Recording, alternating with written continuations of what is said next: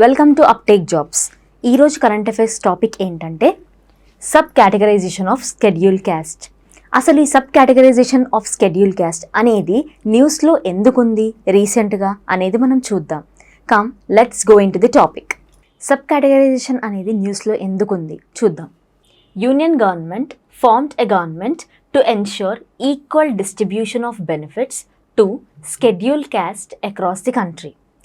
ఏంటంటే union government ఏం చేసింది అంటే, యూనియన్ గవర్నమెంట్ ఏమంటుంది ఇక్కడ అంటే ప్రతి ఒక్క స్కెడ్యూల్ క్యాస్ట్ వాళ్ళకి ఈక్వల్ డిస్ట్రిబ్యూషన్ ఆఫ్ బెనిఫిట్స్, అంటే ఏదైతే గవర్నమెంట్ బెనిఫిట్స్ని రిలీజ్ చేస్తుందో అది ఈక్వల్గా డిస్ట్రిబ్యూట్ అవ్వాలి స్కెడ్యూల్ క్యాస్ట్కి అని చెప్తుందనమాట అక్రాస్ ది కంట్రీ. అయితే ఇక్కడ ఏం జరిగింది, మరి ఇలా చెప్తుంది government equal distribution of benefits ఉండాలి అని, మరి న్యూస్లో ఎందుకుంది చూద్దాం.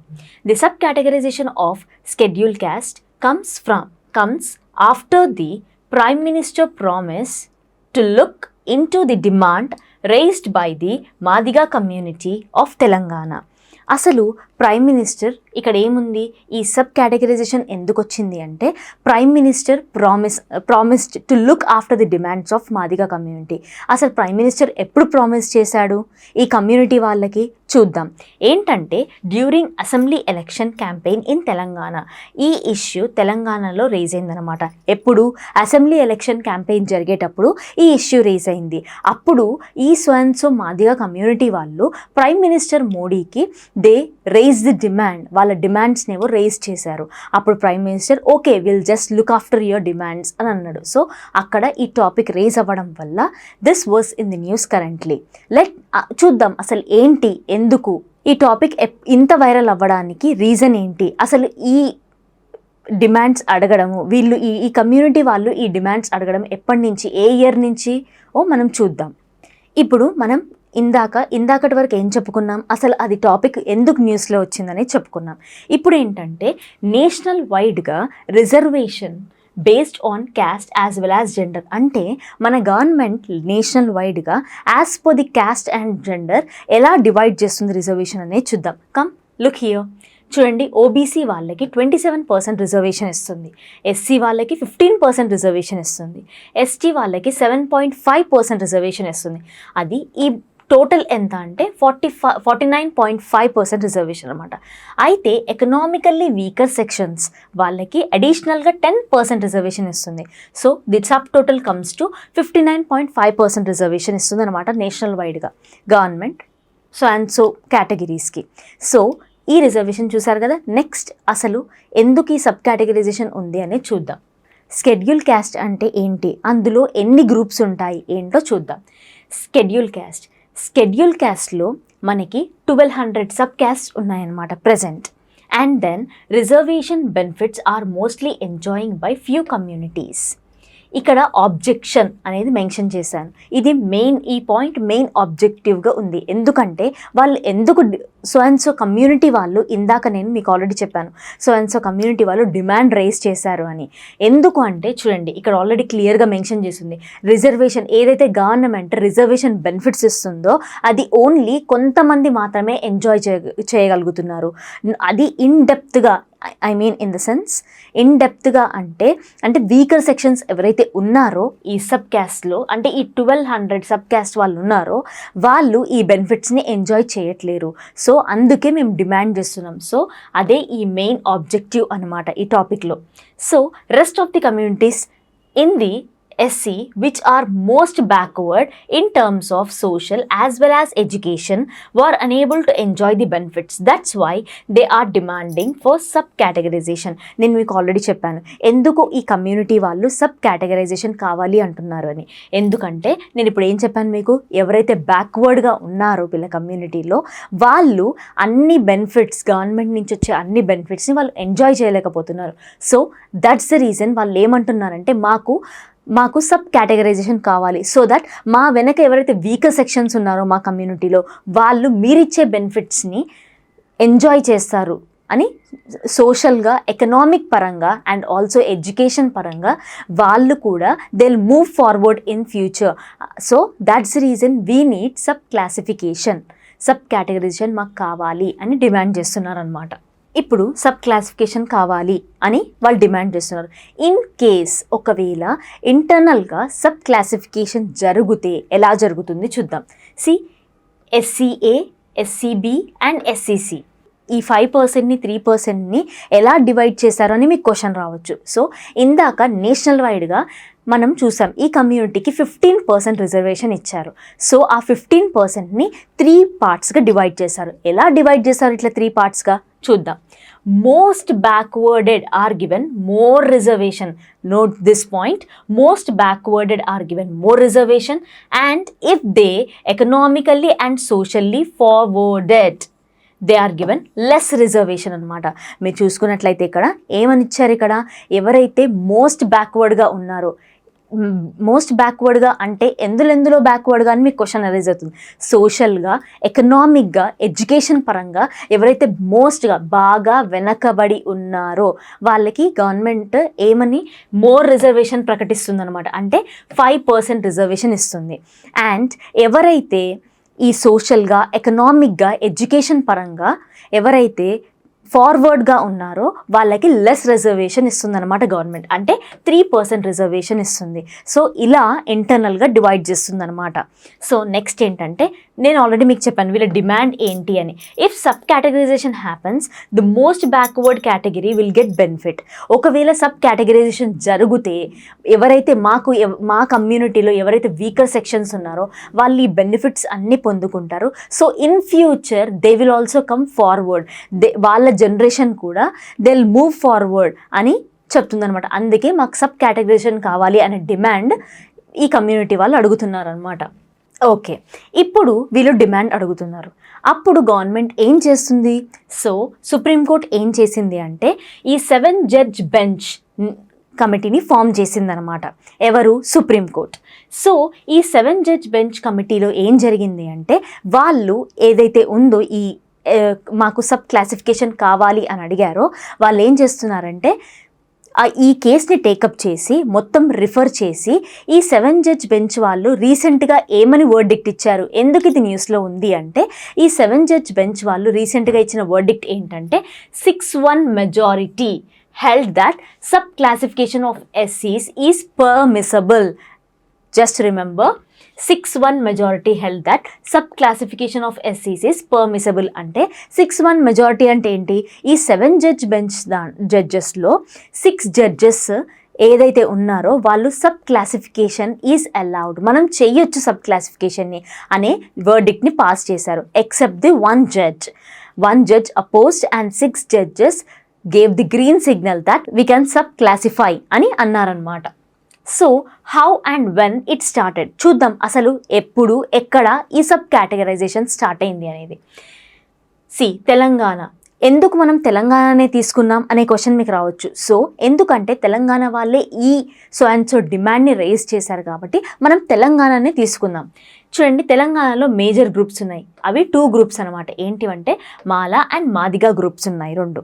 సో ఇందులో మాలా వాళ్ళేమో డామినెంట్ కమ్యూనిటీ అనమాట. మాదిగా వాళ్ళేమో ఇక్కడ మాదిగా కమ్యూనిటీలో వాళ్ళు టోటల్ పాపులేషన్ అంటే ఈ స్కెడ్యూల్ క్యాస్ట్ మొత్తం పాపులేషన్లో 50% ఆఫ్ పాపులేషన్ మాదిగా వాళ్ళు ఉన్నప్పటికీ they are backwarded due to dominant group of Mala. ఏంటంటే వీళ్ళు 50% పాపులేషన్ ఉన్నప్పటికీ డామినెంట్ వీళ్ళు వెనకబడి ఉన్నారు. ఎందుకు? Dominant group of Mala group domination వల్ల మేము వెనకబడి ఉన్నాము అని అంటున్నారు. And they demanded for sub categorisation, అందుకే మాకు సబ్ కేటగరైజేషన్ కావాలి అని అంటున్నారనమాట. సో అయితే ఇదంతా జరుగుతుంది. అసలు ఎప్పుడు ఈ సబ్ కేటగరైజేషన్ స్టార్ట్ అయింది చూడండి ఇక్కడ ఒకసారి.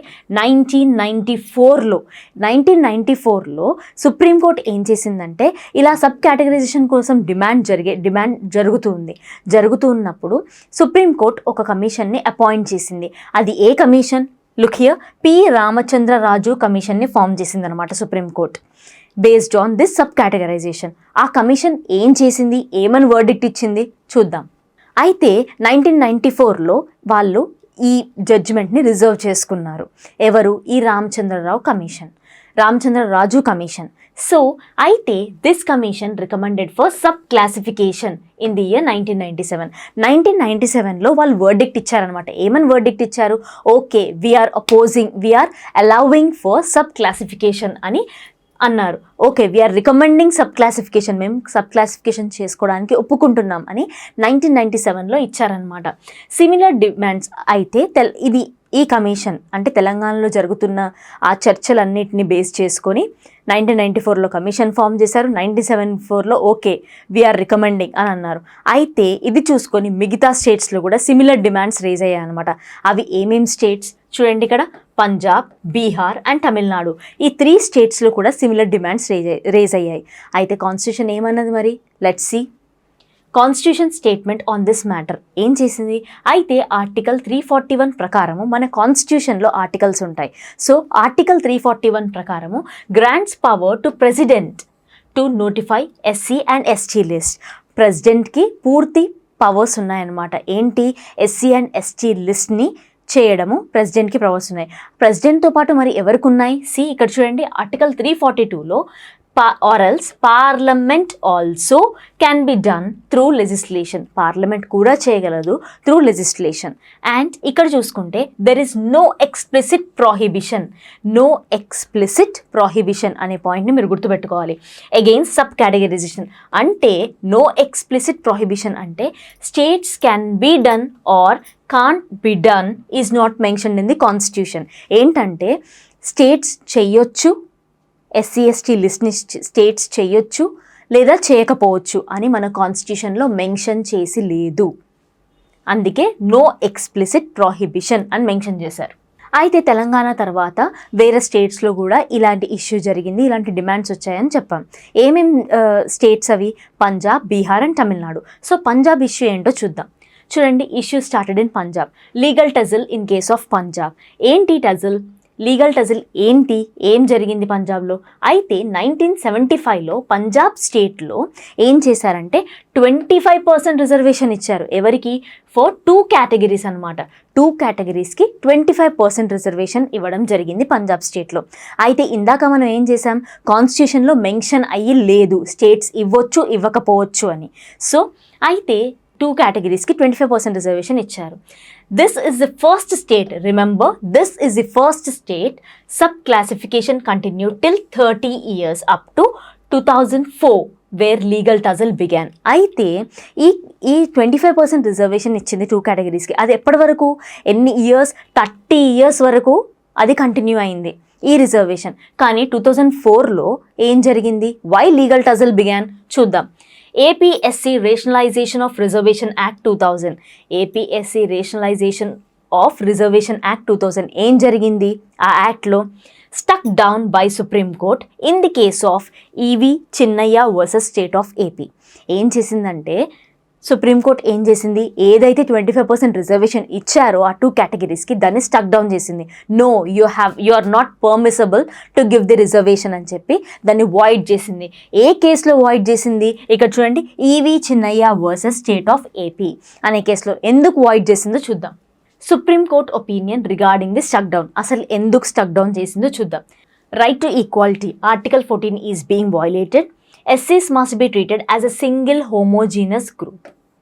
అంటే common. Next, states cannot interfere or disturb the sub-classification. Supreme court ఎందుకు స్టాప్ చేసింది? 3 పాయింట్స్, 3 మేజర్ పాయింట్స్ ఇచ్చింది. అందులో ఏంటంటే మీరు ఆర్టికల్ 14 అంటే రైట్ టు ఈక్వాలిటీని వయలేట్ చేస్తున్నారు. ఎందుకంటే రైట్ టు ఈక్వాలిటీ అంటే ఏంటి? ఇప్పుడు సబ్ కేటగిరీ ఉంది, ఆ సబ్ కేటగిరీలో అందరినీ ఈక్వల్గా చూడాలి. మీరు ఓన్లీ 2 కేటగిరీస్కి స్పెషల్ రిజర్వేషన్ ఇస్తే మీరు రైట్ టు ఈక్వాలిటీని వయలేట్ చేసినట్టే కదా అని అంటుంది సుప్రీంకోర్టు. అండ్ నెక్స్ట్ ఏమంటుందంటే ఇక్కడ నెక్స్ట్ పాయింట్ నేను ఆల్రెడీ మీకు చెప్పా ఇప్పుడే, SCs must be treated as single homogeneous group అంటే కామన్గా ట్రీట్ చేయాలి అని చెప్తుంది. States can not interfere or disturb the sub classification. States interfere అవ్వద్దు, ఈ సబ్ క్లాసిఫికేషన్లో ఇంటర్ఫియర్ అవ్వద్దు, డిస్టర్బ్ చేయొద్దు అని సుప్రీంకోర్టు ఈ 3 రీజన్స్ బేస్ చేసి స్టక్ డౌన్ చేసిందనమాట 25% రిజర్వేషన్ని. సో మళ్ళీ ఏం జరిగింది, 2006లో Punjab government attempts to reintroduce sub classification. మళ్ళీ సుప్రీంకోర్టుకి 2006లో 2004 తర్వాత ఆఫ్టర్ 2 years అగైన్ పంజాబ్ ఏం చేసింది, సబ్ క్లాసిఫికేషన్ని రీఇంట్రడ్యూస్ చేసింది సుప్రీంకోర్టులో. అప్పుడు సుప్రీంకోర్టు ఏం చేసింది, మళ్ళీ స్టక్ డౌన్ చేసింది, but was stuck down. Next ఏం జరిగింది, స్టేట్ పబ్లిక్ సర్వీస్ కమిషన్. అంటే ఇది employment, state public service commission అంటే స్టేట్లో public who are serving for the public, అంటే అది ఎంప్లాయ్మెంట్ కిందకే వస్తుంది. So state public service commission and in education additional reservation are violating article 14 of sub classification. ఇక్కడ ఏమని మెన్షన్ చేసిందంటే సుప్రీంకోర్టు ఎందుకు మళ్ళీ స్టక్ డౌన్ చేసిందంటే, మీరు స్టేట్లో జరిగే ఎంప్లాయ్మెంట్ అండ్ ఎడ్యుకేషన్ పరంగా అడిషనల్ రిజర్వేషన్ ఏదైతే ఇచ్చారో ఆ 2 కేటగిరీస్కి, 25% రిజర్వేషన్ ఇచ్చారో అది ఆర్టికల్ 14ని వయలేట్ చేస్తుంది. నేను మీకు ఆల్రెడీ చెప్పా 2004లో ఏమని అంటే సింగిల్ హోమోజీనియస్ గ్రూప్గా చూడమని, కానీ మీరేం చేశారు, ఈ ఆర్టికల్ 14ని వయలేట్ చేశారు బై గివింగ్ ఎక్స్ట్రా రిజర్వేషన్ అని. మళ్ళీ 2006లో కూడా సుప్రీంకోర్టు స్టక్ డౌన్ చేసిందనమాట. అయితే ఏ గ్రూప్స్కి ఇక్కడ 25% రిజర్వేషన్ ఇచ్చింది పంజాబ్ గవర్నమెంట్ చూద్దాం. ఎస్సీస్లో బాల్మికీస్ అండ్ మజ్హబీ సిఖ్స్, అంటే వీళ్ళు చాలా వెనుకబడిన వాళ్ళు అనమాట. ఆ కేటగిరీలో వాళ్ళకి 25% రిజర్వేషన్ ఇచ్చింది పంజాబ్ స్టేట్ గవర్నమెంట్. అయితే ఇదంతా జరుగుతున్నప్పటికీ 2014లో supreme court referred the matter of questioning the correctness of EV Chinnaiah case versus state of AP, verdict of 2004, 5 judge constitution bench. అయితే సుప్రీంకోర్టు మళ్ళీ 2014లో ఏం చేసింది, మేమేమైనా తప్పు చేశామా EV Chinnaiah versus state of AP కేసులో, సో మళ్ళీ మనం కరెక్ట్ చేద్దామని ఏం చేసింది, 5 judge కాన్స్టిట్యూషన్ బెంచ్ని ఫామ్ చేసింది. 5 judge కాన్స్టిట్యూషన్ బెంచ్ ఏంటంటే 5 judgesని దీనికి అపాయింట్ చేసింది. So you better go through thoroughly, మీరు థరోగా స్టడీ చేసి ఏమైనా కరెక్షన్స్ ఏమైనా చెయ్యాలా చూడండి అని 5 judge ఆఫ్ కాన్స్టిట్యూషన్ బెంచ్ని ఫామ్ చేసింది. ఏ ఇయర్లో, 2014లో. నెక్స్ట్ 2020లో 5 judge constitution bench holds that 2004 decision needs reconsideration, rejecting the idea of ఎస్సీస్ బీయింగ్ ఎ హోమోజీనియస్ గ్రూప్. 2020లో 2014లో కేసు ఇస్తే ఈ ఫర్ ఆల్మోస్ట్ అబౌట్ వాళ్ళు 6 years స్టడీ చేసి ఈ 5 judge కాన్స్టిట్యూషన్ బెంచ్ ఏదైతే ఉందో, ఈ 5 judge కాన్స్టిట్యూషన్ బెంచ్ ఏదైతే ఉందో వాళ్ళు ఏం చేశారంటే ఒక డెసిషన్కి వచ్చారు. అవును, మనం 2004లో ఇచ్చిన డెసిషన్ని రీకన్సిడర్ చేద్దాము, అందులో ఏం మార్చాలి, ఏం కరెక్ట్ చేయాలంటే మనం ఏదైతే అన్నామో ఎస్సీస్ని సింగిల్ హోమోజీనియస్ గ్రూప్గా చూడాలి అన్నామో దాన్ని కరెక్ట్ చేయాలి అనేది ఇచ్చిందనమాట వర్డిక్ట్.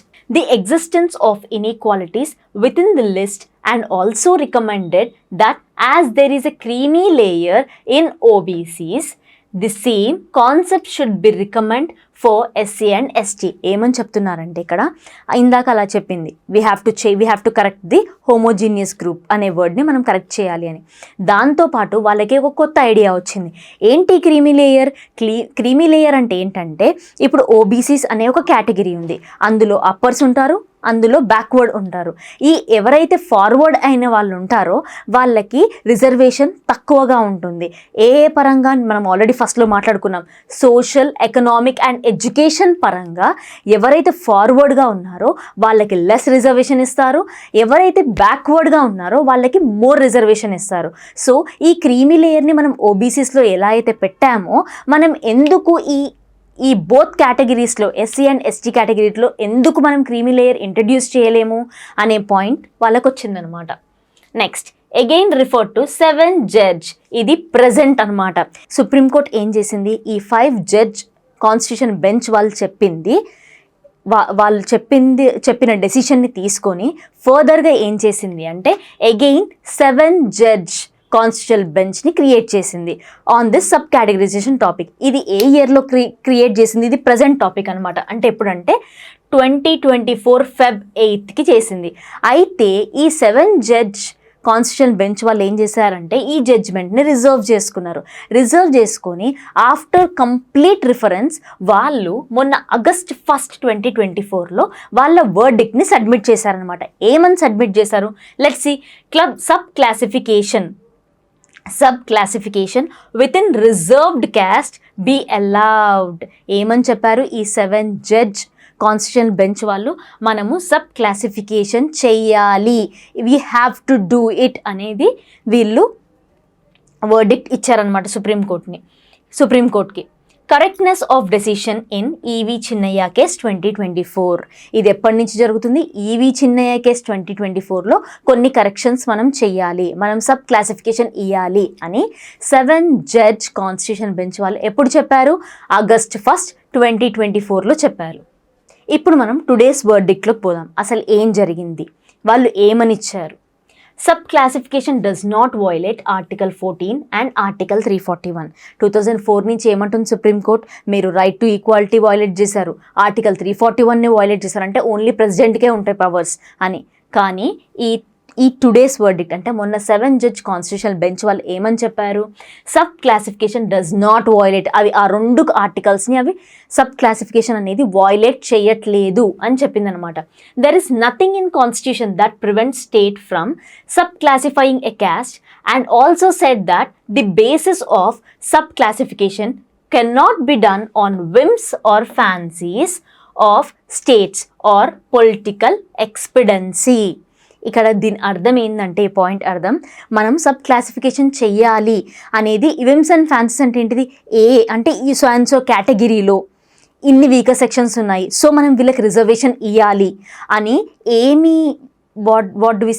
ప్రూఫ్ లేకుండా మీరు రిజర్వేషన్ ఇవ్వద్దు, ఏ ప్రూఫ్ లేకుండా రిజర్వేషన్ మీరు అలాట్ చేయొద్దు అంటుంది. మీరు రిజర్వేషన్ ఇవ్వద్దు. you have to have a complete data. మీ దగ్గర కంప్లీట్ క్వాంటిఫైయబుల్ డేటా ఉంటే మీరు అప్పుడు రిజర్వేషన్ ఇవ్వాలి. సో మీకు ప్రూఫ్ ఉండాలి. You have to have a proof. మీకు ప్రూఫ్ ఉండి, మీకు క్వాంటిఫైయబుల్ డేటా ఉండి, సో ఈ కేటగిరీలో కొన్ని సబ్ క్లాసిఫికేషన్స్ ఉన్నాయి, ఆ సబ్ క్లాసిఫికేషన్స్ వాళ్ళు చాలా వీక్గా ఉన్నారు, ఆ వీకర్ సెక్షన్కి మనం ఖచ్చితంగా రిజర్వేషన్ ఇవ్వాలి అని మీ దగ్గర డేటా ప్రూఫ్ ఉంటేనే మీరు రిజర్వేషన్ ఇవ్వండి అని సుప్రీంకోర్టు చెప్పింది.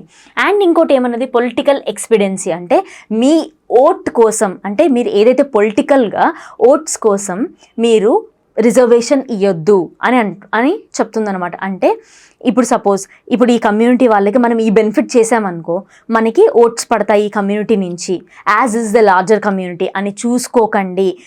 అట్లా చూసుకోకుండా మీరు జస్ట్ నిజంగానే ఈ కేటగిరీలో చాలా వీకర్ సెక్షన్స్ ఉన్నాయి అని మీకు డేటా ఉంటేనే మీరు రిజర్వేషన్ అలౌ చేయండి అని చెప్పిందనమాట.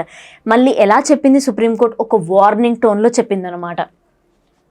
It should be justified by a quantifiable or demonstrable data as it is subjected to judicial review. ఏమంటుంది?